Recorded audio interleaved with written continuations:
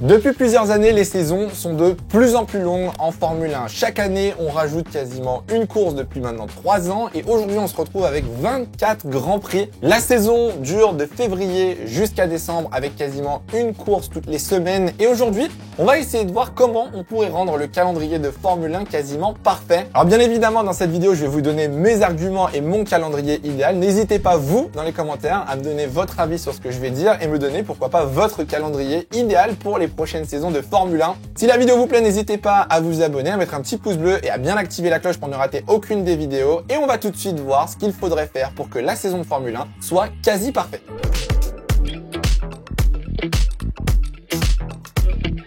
Alors vous le savez, avec la Formule 1, saison après saison, les calendriers sont de plus en plus longs. C'est de plus en plus fatigant, honnêtement, même pour moi qui réacte au Grand Prix sur Twitch. Si vous me suivez pas d'ailleurs, venez me suivre sur Twitch. On regarde tous les Grands Prix, Chaque week-end, on regarde qualif et course ensemble. Et malheureusement, c'est de plus en plus épuisant. Vu les heures en plus des Grands Prix, c'est très difficile de tenir. Et heureusement, j'ai la solution miracle. Vous le savez, mais je suis partenaire de Holy Energy. Holy, qu'est-ce que c'est? Holy Energy, c'est une marque de boisson énergisante, mais c'est surtout une alternative saine. Il n'y a ni taurine, ni sucre dans leur boisson. Ils utilisent ce qu'ils appellent de la New Caf. C'est de la caféine cristallisée et ça vous permet d'éviter d'avoir le coup de barre quelques heures après avoir bu votre shaker. Alors pour ceux qui se demandent, la compo est très saine. Ne vous inquiétez pas, vous avez des colorants et des arômes naturels et vous avez énormément de goût vraiment en fonction de ce que vous aimez, que ce soit les iced tea, les boissons énergisantes ou les hydrations. Moi, mon préféré, très clairement, c'est celui-là. Le Raptor, honnêtement, c'est celui que je consomme le plus. Donc, si vous êtes intéressé, c'est ultra simple à faire. Vous avez des boosters disponibles sur le site ou même un pack pour tester les goûts.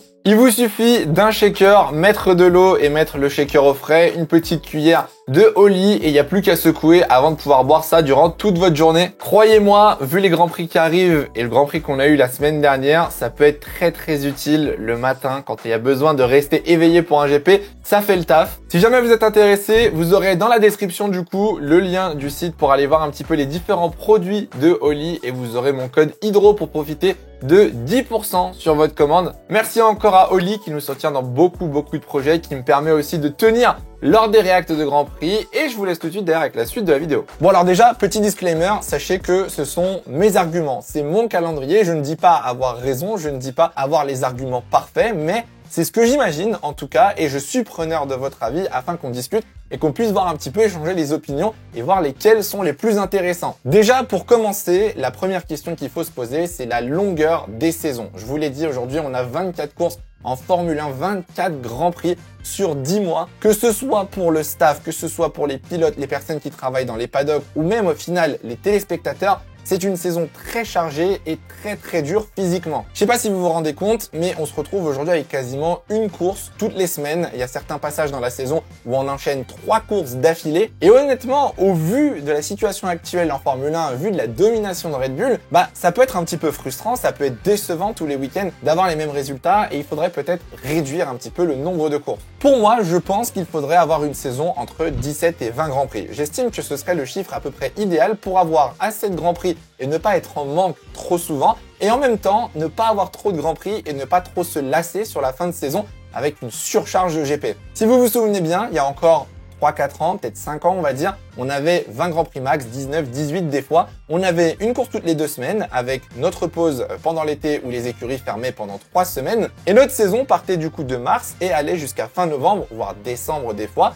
Et au final, on était très satisfait. Alors maintenant, la question qu'on se pose, c'est si on doit enlever des Grands Prix, comment on choisit les Grands Prix qu'on enlève et comment on choisit les Grands Prix qu'on garde? Il faut trouver des critères et il faut trouver un juste milieu. On va commencer par les Grands Prix que moi, je souhaiterais enlever. J'ai des arguments pour ça. Le premier, c'est forcément les circuits en eux-mêmes, les tracés. L'exemple craché pour moi, c'est typiquement Imola, qui est un très beau circuit, qui est un circuit très intéressant avec un passé historique. On a eu des batailles de folie, des très belles courses, c'est un très beau lieu. Mais honnêtement, Imola, aujourd'hui, je trouve, n'est plus adapté aux Formule 1 modernes. Des voitures beaucoup plus larges, beaucoup plus longues, beaucoup plus lourdes. On a beaucoup moins de batailles dans les virages, on a beaucoup moins de croisés, décroisés, des freinages tardifs. Et du coup, à Imola, on n'a pas des courses exceptionnelles, malheureusement. Deuxième argument pour dégager Imola, c'est qu'on a déjà un Grand Prix en Italie à Monza. Perso, je trouve qu'avoir 2 Grands Prix dans le même pays, même si c'est aux États-Unis que le pays est gigantesque, Je trouve que c'est too much en fait. On pourrait aller dans plein de pays honnêtement dans le monde,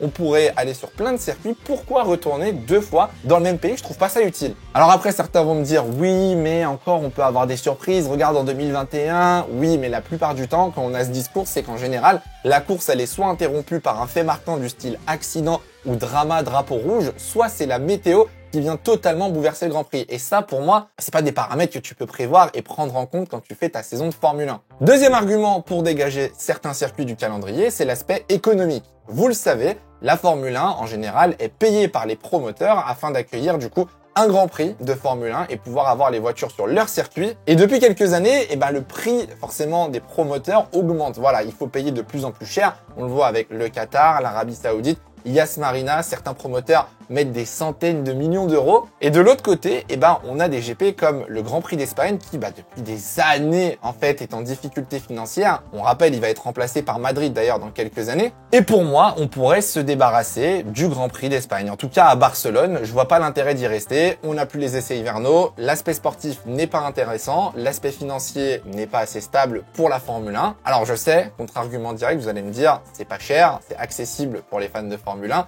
Ça, on en rediscutera un petit peu dans les Grands Prix qu'on va garder. Et troisième argument pour dégager certains circuits, c'est l'aspect marketing et commercial. Alors là, on parle pas d'économie, on parle pas de finance, mais plus de la visibilité que ces Grands Prix peuvent apporter. Pour moi, ces GP, c'est typiquement le Kota, le Mexique, Miami, qui sont des Grands Prix en général où on fait énormément de com', on fait beaucoup parler, il y a du merch, il y a des livrets, etc.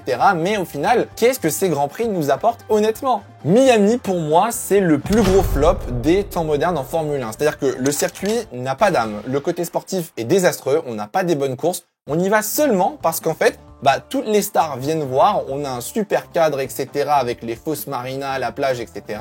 Mais Miami, ça ne sert absolument à rien au calendrier en Formule 1. On a déjà 3 Grands Prix, on a déjà 2 Grands Prix aux États-Unis. Pourquoi en mettre un 3e? Pareil avec le Mexique. Alors, je suis désolé, le Mexique, je vais peut-être me faire des ennemis.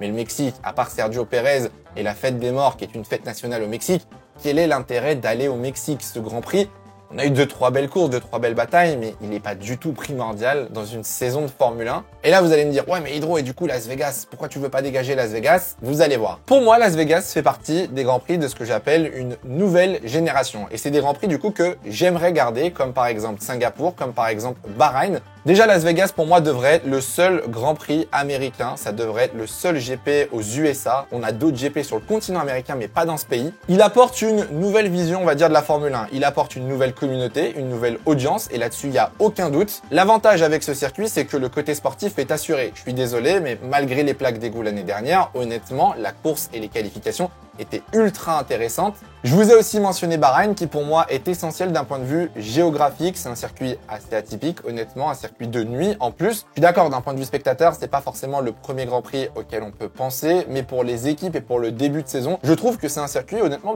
qui mérite de rester au calendrier et je vois pas pourquoi on le dégagerait. Deuxième argument pour garder des circuits en Formule 1. Je vais parler surtout en Europe, mais pour moi, il faut avoir un bon mélange entre accessibilité et spectacle en piste. Quand je donne ces deux arguments, pour moi, je pense tout de suite à Spa-Francorchamps, au Grand Prix d'Autriche ou alors pourquoi pas le Grand Prix d'Italie à Monza qui mélange en fait une atmosphère exceptionnelle où il y a énormément de public, beaucoup de personnes viennent sur le circuit. Il y a vraiment un cadre exceptionnel, très joli. Et en même temps, on retrouve de très belles batailles en piste. On retrouve toujours des bons grands prix, de la stratégie, du suspense. Voilà, on est en général très bien servi avec ce genre de circuit. Je suis d'accord que sur les prix, ça coûte un petit peu cher. Les 3 que je viens de nommer, en tout cas, par exemple, peuvent coûter un petit peu cher maintenant. Mais pour moi, c'est des grands prix idéaux. C'est un petit peu ce que la F1 devrait représenter, l'atmosphère, le sportif et les batailles en piste. Alors bien évidemment, je sais que c'est compliqué d'avoir ça partout dans le monde et que ces circuits sont assez particuliers parce que c'est le Red Bull Ring en Autriche, c'est Monza, c'est chez Ferrari, la Belgique, c'est Spa et c'est un monument.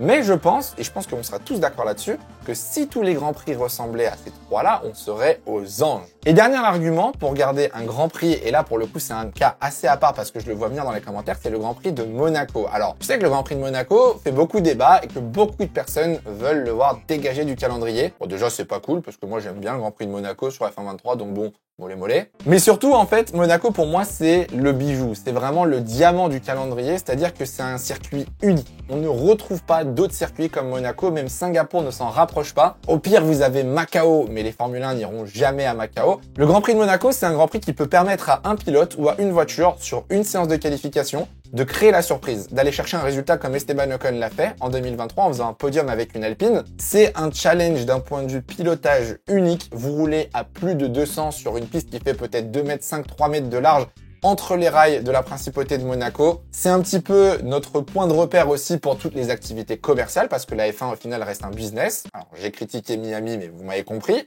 Et pour moi en fait il faut qu'on ait certains grands prix qui sortent de l'ordinaire justement et qui puissent un petit peu briller on va dire par leur originalité et le fait qu'il soit totalement différent du reste. Avec tout ce qu'on vient de se dire, je vais donc vous présenter mon calendrier idéal. C'est pas le calendrier parfait, c'est ce que moi en tout cas j'aimerais voir. Dites-moi dans les commentaires s'il vous plaît ou non. N'hésitez pas à le modifier ou à le corriger si vous avez d'autres idées. On aurait donc un calendrier à 19 Grands Prix qui commencerait à Melbourne. Retour en Australie pour le début de saison avant de partir à Bahreïn. On enchaînerait ensuite avec le Grand Prix de Chine avant d'aller au Japon pour faire la tournée asiatique. On irait directement au Canada pour le 5e round avant de faire la tournée européenne. Cette tournée européenne qui commence donc par Monaco, enchaînement avec Autriche, France et Hockenheim. On ferait Silverstone et Budapest juste avant la pause estivale et les 3 semaines de pause en Formule 1 que vous avez en général entre juillet et le mois d'août. La deuxième partie de saison commencerait en Belgique, à Spa-Francorchamps, suivi du Grand Prix d'Italie pour terminer la tournée européenne. Petit retour en Turquie, au Istanbul Park, bien évidemment, pour se faire plaisir avant d'aller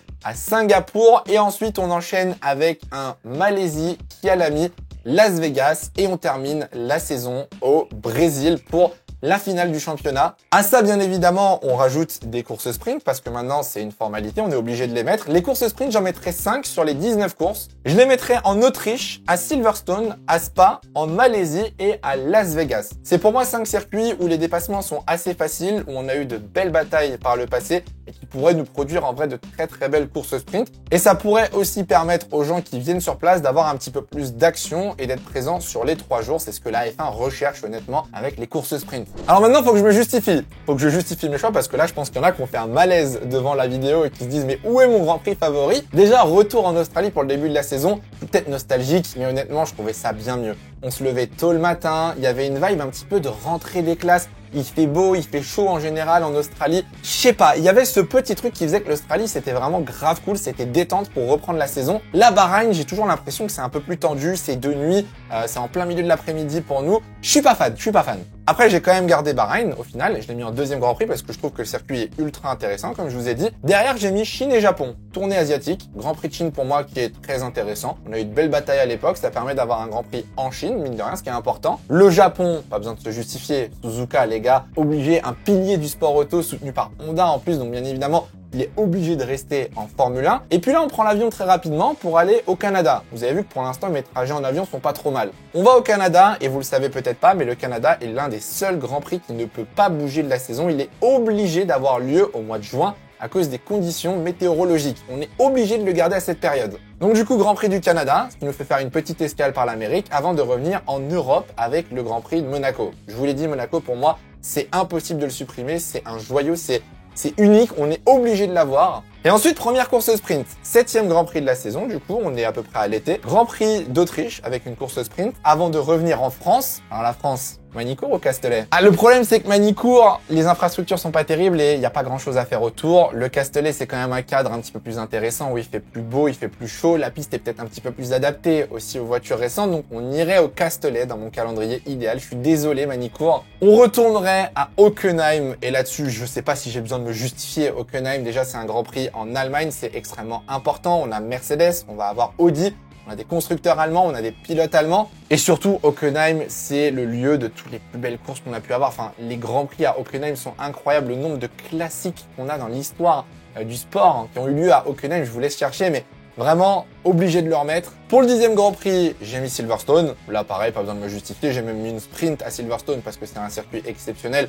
on peut avoir de très très belles batailles et on finit du coup la première partie de saison en Hongrie. Il nous faut des GP chiants, voilà, il faut le dire, on peut pas avoir que des bangers, il nous faut des GP où c'est un petit peu plus calme, surtout qu'en Hongrie, des fois on a des surprises. Souvenez-vous, Paul de Russell, Paul d'Hamilton, très souvent, pendant de nombreuses années, le vainqueur en Hongrie ne gagnait pas le championnat. Donc voilà, je me suis dit, avant de partir en vacances pour l'été, petit GP d'Hongrie, ça passe crème. Et on revient à Spa, en Belgique. Alors je sais que Spa fait beaucoup débat parce qu'ils ont justement pas l'argent pour rivaliser avec certains circuits. Ça parle d'une rotation dans le futur peut-être entre plusieurs grands prix pour que Spa soit là au moins de temps en temps. Pour moi, Spa, c'est un circuit exceptionnel, top 3 des plus beaux circuits du monde. La F1 à chaque fois a de très bonnes courses, on a de très très belles batailles. Donc je le garde et je rajoute une sprint. L'année dernière, la sprint était très très cool. Donc je me dis que c'est un très bon format pour ce circuit. Bon, Monza, pas besoin de justifier, on est obligé de le garder. Et le retour en Turquie pour le 14e Grand Prix. La Turquie, le circuit est fou. Ça nous permet d'avoir un Grand Prix en Turquie en plus. Ça nous permet aussi d'avoir de très belles batailles. Je pense que les voitures actuellement sont bien adaptées pour ce genre de circuit avec des virages à haute vitesse, des longues lignes droites et des gros freinages. Donc un Grand Prix à Istanbul Park, je pense, c'est une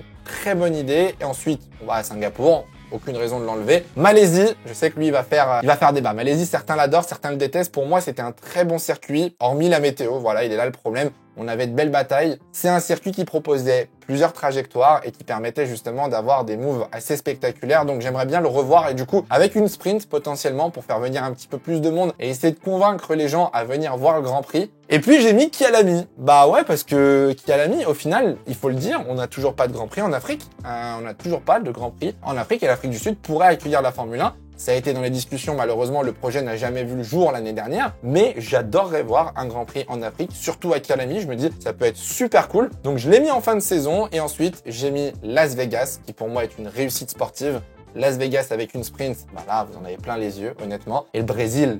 Comment ne pas finir une saison de Formule 1 au Brésil, les gars? Est-ce que j'ai besoin de vous rappeler ce qui s'est passé dans l'histoire de la Formule 1 au Brésil? On est obligé de terminer la saison là-bas. Voilà à peu près ce que je pense, pour moi, d'un calendrier quasi idéal en Formule 1. Dites-moi dans les commentaires, du coup, si vous êtes d'accord ou non. J'imagine que ça va faire grincer des dents. Restez respectueux, c'est le plus important. Vous inquiétez pas, c'est pas votre casque ou votre micro qui vous a lâché, c'est le mien pour le coup. Mon micro s'est coupé à la fin de la vidéo, donc je vous disais justement de rester poli dans les commentaires. Bien évidemment, cette vidéo est faite pour débattre et comparer un petit peu les avis. J'espère que la vidéo du coup vous a plu et nous on se retrouve très bientôt pour une prochaine vidéo. En attendant, faites attention à vous, portez-vous bien, ciao ciao, et j'espère que j'aurai un meilleur micro.